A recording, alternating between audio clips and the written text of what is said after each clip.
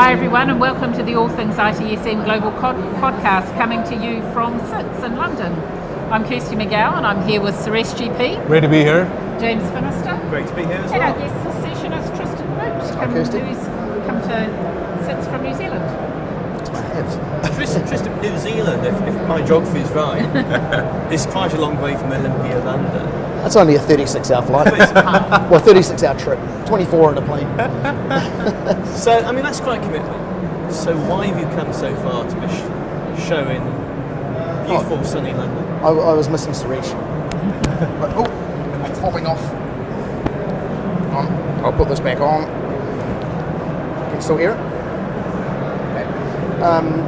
So I think, obviously I'm on my way to Paris for the ITSM Chapter Leaders Conference this weekend, and it made sense to actually to stop here because I'm a big believer in the power of these events. You know, obviously there's a lot of vendors here trying to sell us stuff, but that brings a lot of people in that I want to meet and I want to talk to that for me personally really helped my thought process.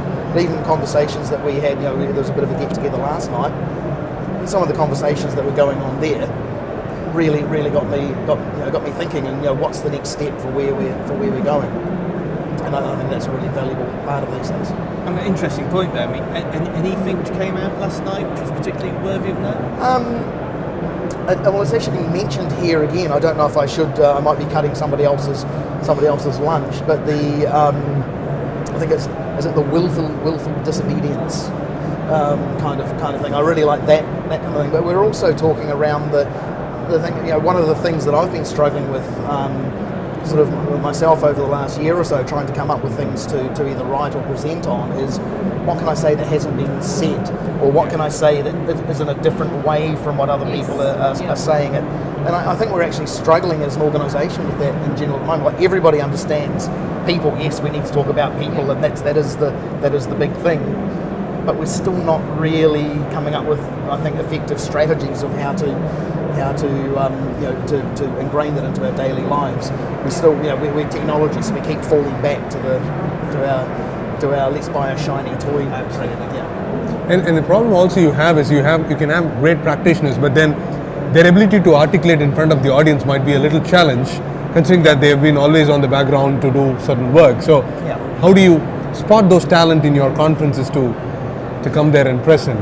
Have you had instances where it's a really difficult thing to actually work out, who's going to be good and who's not. I think one of the things that we, again, I'm here kind of on a bit of a scouting mission at the moment, as is Kirsty. Yeah. I found a lot of people over the years who've come to New Zealand in the end. No, and that's right. But we're also really keen on developing our local pool of talent. Right. And so part of the things, by bringing some of the international speakers in, it gives those guys that opportunity to realise that, hey, they can do this as well.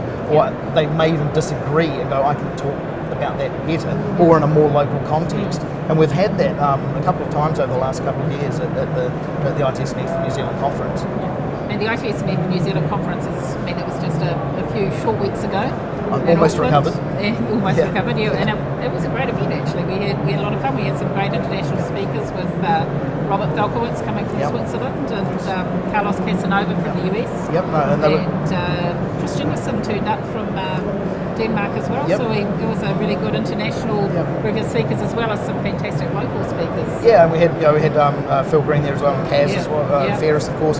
But and I think it's great to have those interspersed, but the local speakers were really good. I always say about our conference that we're small but perfectly formed. It is. We're talking 150 to 200 people most years, kind of thing. But the thing about that is you actually get around and you can talk to those people. I think you would have seen that last year, that you actually meet people, you can collaborate, you can have conversations, which is what these events are about. It's sitting in the sessions and learning stuff is great, but of course that's getting harder and harder because we're learning, but also sitting there trying to tweet all the cool stuff while we're doing it. But the conversations that you have over a cup of coffee or over a beer afterwards are to me the bread and butter of these events, and that's why with our conference we build in a lot of networking opportunities, so that you can actually do that, and also to network with the vendor community, because we do forget that those guys have got a lot of information and knowledge that we can use as well. So given a choice between the SITS15 conference and what you've seen so far to what you anticipate the next week, what would be your key learning takeaways from this SITS event? From this event? Yeah.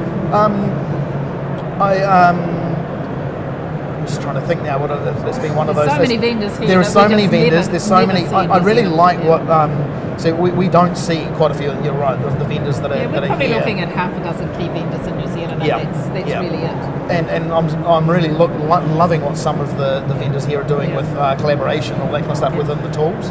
But personally, like some of the sessions that I've been to have been really good and really sort of got me thinking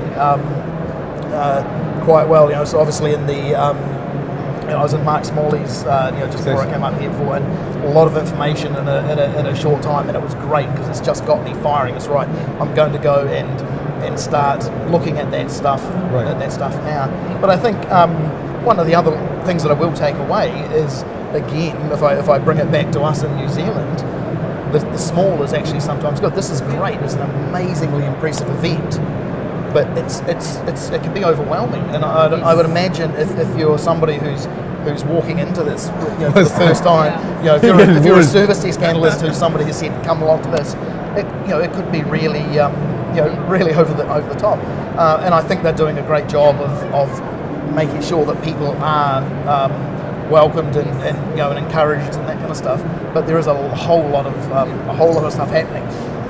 One of the things which I really like about these events, specifically at SITS, is they're not focusing on selling products, but they just want to have a discussion and a chat with it. And you can really see from that. And just recently, Landesk released a magazine where they brought in authors from different parts of the world to share their perspectives on transforming service management. I think that's a value that you bring in, because you're talking about addressing to a user community as opposed to selling your own products and solutions, which is a good way to look at and I think that's the key. And it's again, so I guess one of the things I was just talking to Kirsty about before is we're toying with the idea next year for our conference. Normally we give the vendors a keynote session.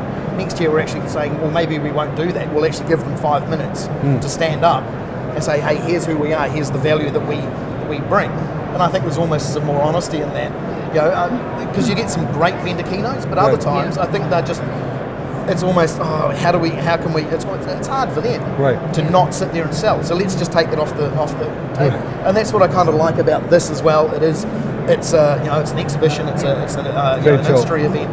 But the sessions that have grown up around the outside of it are amazing. There's some really top class people, and I'm already finding it hard to decide which sessions to go to. Yeah, that's it's really difficult to. I mean, Tristan, this is a free event, so obviously it delivers infinite value for money. Oh wow. Be over here partly to go to the ITSMF Chapters Conference in Paris.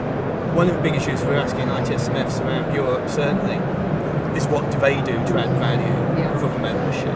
And I think this is it's an ongoing issue, and I know, I have to say this being the chair of New Zealand, but I know that we provide value for what we're doing, and what we concentrate on is making sure that we put people in a room with either good content or with the ability, and we're doing this more and more, to sit and talk to each other.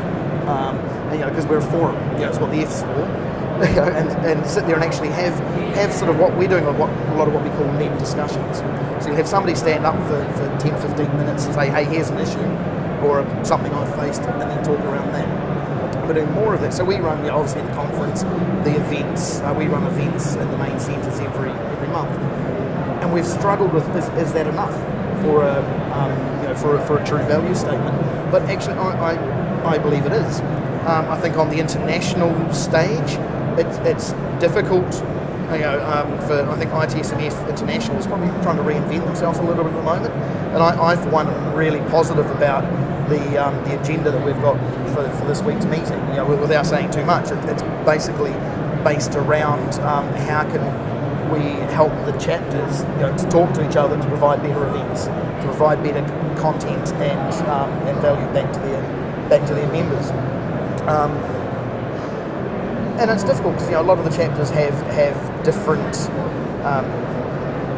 different challenges they're facing during size. And like we're a small chapter, we've got 400 to 500 members. We see probably a quarter of those on a regular basis. But we're still always looking for ways to reach out to them, and that's where I think we're going to get some really hopefully some good content out of this week. The more that we can get together as an organisation and talk about how we can provide things in more of a cohesive fashion, I think it's a good way to go. And the other one that you really like about coming to these events is the community that you're actually seeing.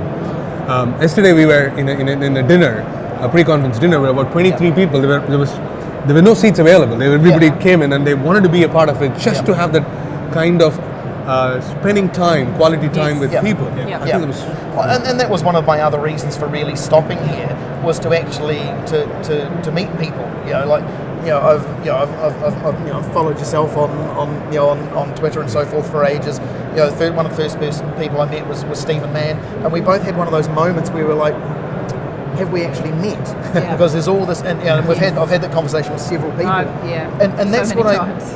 Exactly. And I think so there is a global community out there that every opportunity you can actually get to bring them together. I think you're exactly right. That was a really collaborative, collegial environment, and when you can do that with people from all different walks of life, all different countries, it really starts bringing together. Again, as I said right at the start, it's about firing off those synapses and learning from those experiences. Brilliant. Well, thank you, Tristan, for spending some time with us. Thank we'll you. let you get off and go and listen to another one of the great sessions here at SITS. Yes, Enjoy your lean IT. afternoon. Cool. Thank you. Thank you. Thank you, Tristan.